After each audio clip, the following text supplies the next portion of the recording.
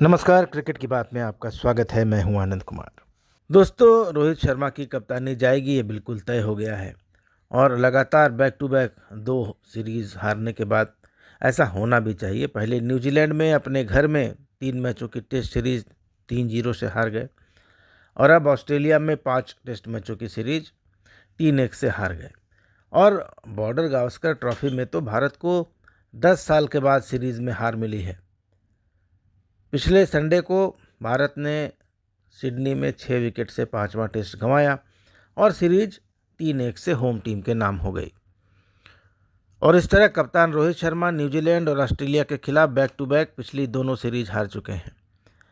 रोहित 5वें टेस्ट में खेले भी नहीं और जैसा उनका प्रदर्शन चल रहा है टेस्ट मैचों में, उनकी कप्तानी जाएगी, बिल्कुल तय बात है।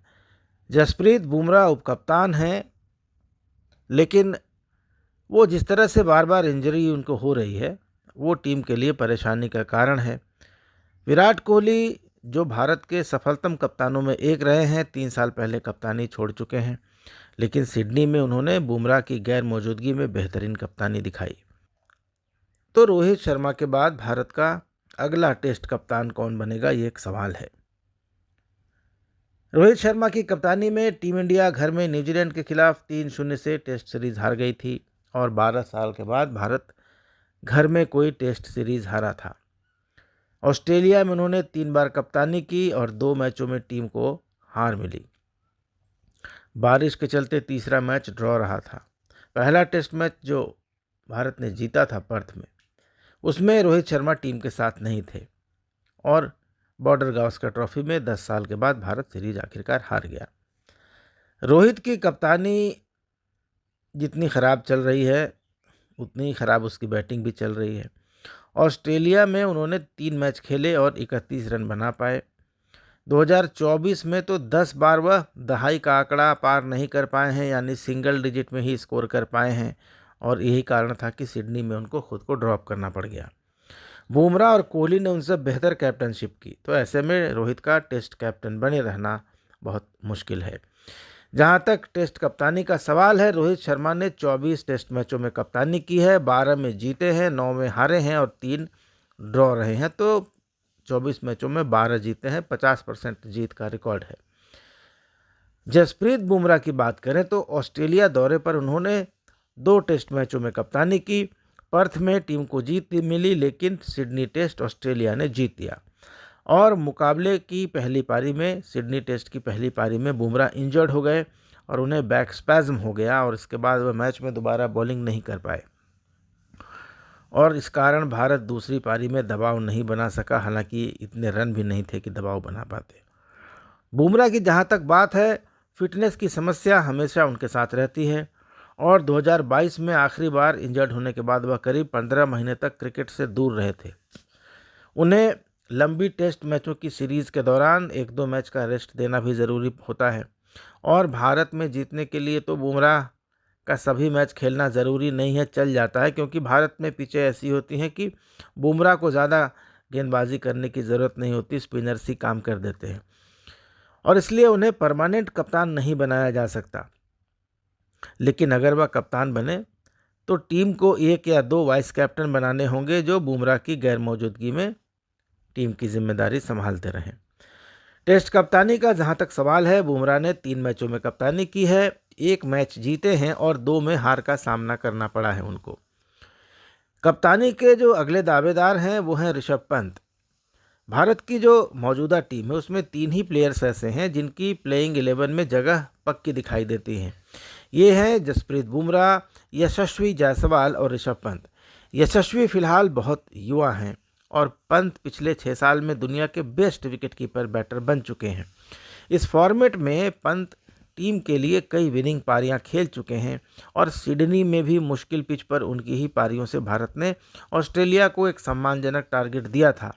लेकिन पंत को कप्तान बनाना थोड़ा रिस्की हो सकता है, क्योंकि उनकी बैटिंग भी बहुत रिस्की होती है। हालांकि अगर उन्हें कप्तान बनाता है भारत तो टीम को उनकी बैटिंग की तरह ही शॉकिंग लेकिन पॉजिटिव रिजल्ट मिल सकते हैं। टेस्ट मैचों में पंत का जो प्रदर्शन है, उन्होंने 43 टेस्ट मैचेस खेले हैं, 2000 948 इनके कुल रन हैं और इनका जो टेस्ट एवरेज है वो 42.11 का है। उन्होंने 6 टेस्ट शतक लगाए हैं, 15 50s लगाई हैं और उनका best batting score 159 not out का रहा है। दावेदारी में अगला नाम है शुभमन गिल का, लेकिन विशेषज्ञों का कहना है कि उनको कप्तानी देना जल्दबाजी होगी। वनडे और T20 फॉर्मेट में शुभमन टीम की कप्तानी कर चुके हैं और युवा बैटर्स की बात करें तो यशस्वी पंत और शुभमन ही फिलहाल परमानेंट नज़र आते हैं। शुभमन 25 साल के हैं और लगभग इसी उम्र में विराट ने भी कप्तानी संभाल ली थी। अगर शुभमन अभी कप्तान नहीं बने तो टीम उन्हें उप कप्तान बनाकर आगे के लिए तैयार कर सकती है। पिछले 5 सालों में दुनिया भर की पिचें बैटिंग के लिए मुश्किल रही हैं। इसके बावजूद शुभमन ने बेहतरीन बैटिंग करके 5 शतक लगाए हैं और फ्यूचर ऑप्शन के रूप में देखें तो शुभमन एक अच्छे ऑप्शन हो सकते हैं, लेकिन बैटिंग में उन्हें कंसिस्टेंसी बरकरार रखनी होगी। जहां तक टेस्ट मैचों में परफॉर्मेंस का सवाल है, शुभमन गिल ने 32 टेस्ट मैच खेले हैं, 1893 टोटल रन्स हैं उनके, एवरेज है 35.05 का और उन्होंने 5 सेंचुरीज़ और 7 हाफ सेंचुरीज़ लगाई हैं और उनका बेस्ट स्कोर जो है, हाईएस्ट स्कोर टेस्ट मैचों में, वो 128 रनों का रहा है। तो एक सवाल यह है कि क्या कोहली एक बार फिर कप्तानी संभाल सकते हैं? विराट कोहली भारत के बेस्ट टेस्ट कैप्टन रहे हैं। 2020 में आईसीसी ने उन्हें दशक की बेस्ट टीम का कप्तान भी बनाया था। वो ऑस्ट्रेलिया में टेस्ट सीरीज जीतने वाले भारत के पहले कप्तान हैं। 2018 में उन्होंने यह कारनामा किया था और टीम ने इसके बाद 2021 में भी ऑस्ट्रेलिया में टेस्ट सीरीज जीती थी। बुमराह के इंजर्ड होने के बाद कोहली ने सिडनी में भी कप्तानी की। उनकी अटैकिंग कप्तानी में टीम ने पहली पारी में अहम बढ़त ली। दूसरी पारी में भी कोहली ने ही कप्तानी की, लेकिन तेज़ गेंदबाज नहीं होने, बुमराह की अनुपस्थिति और टारगेट कम होने के कारण वह कंगारू बैटर्स पर दबाव नहीं बना सके। कोहली के नाम सेना देशों में 7 टेस्ट मैचों में जीत है, जो एशिया के कप्तानों में सबसे ज़्यादा है। कोहली ने जनवरी 2022 में कप्तानी छोड़ी थी। इसके बाद टेस्ट में भारत का बुरा दौर शुरू हो गया। इतना बुरा कि भारत 3 टीमों के खिलाफ घर में टेस्ट हार गया। बॉर्डर गावस्कर ट्रॉफी में बढ़त के बावजूद हार मिली और न्यूजीलैंड जैसी टीम से घर में व्हाइट वॉश झेलना पड़ गया। न्यूजीलैंड इसके पहले भारत में कभी लगातार 2 टेस्ट मैच भी नहीं जीत सका था। हालांकि कोहली का भी बैटिंग फॉर्म टेस्ट में 5 सालों में कुछ खास नहीं रहा है। पिछले 5 सालों में वह 2 शतक लगा सके हैं और साथ ही बीसीसीआई ने लंबे समय से किसी पुराने स्थायी कप्तान को फिर से कप्तानी नहीं दी है। कोहली 2 साल तक ही कप्तानी कर सकते हैं, उसके बाद बीसीसीआई को फिर नया कप्तान चुनना पड़ सकता है। टेस्ट कप्तानी का जहां तक सवाल है, विराट कोहली ने 68 टेस्ट मैचों में भारत के लिए कप्तानी की।